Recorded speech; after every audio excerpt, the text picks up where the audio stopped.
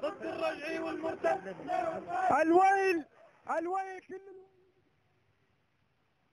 للمتطاولين، هؤلاء الصعاليك، هؤلاء الصعاليك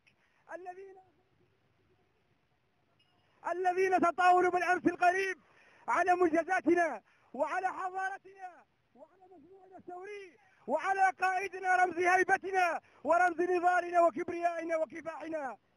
ماذا يتبقى لنا أيها الأخوة؟ ماذا يتبقى لنا بعد أن يتطاول مجموعة من الصعاليك منطلقين من هذا المكان الذي كان يفترض فيه أن يكون قلعة جماهيرية لتريض الشباب وتريض الناس؟ ماذا تبقى لنا نحن شباب وجماهير بنغازي بعد أن يأتي مجموعة من الصعاليك المجرمين المتطاولين الذين استخدموا كل الوسائل والسبل لتشويه بنغازي وتشويه صورتها أمام الناس وأمام العالم؟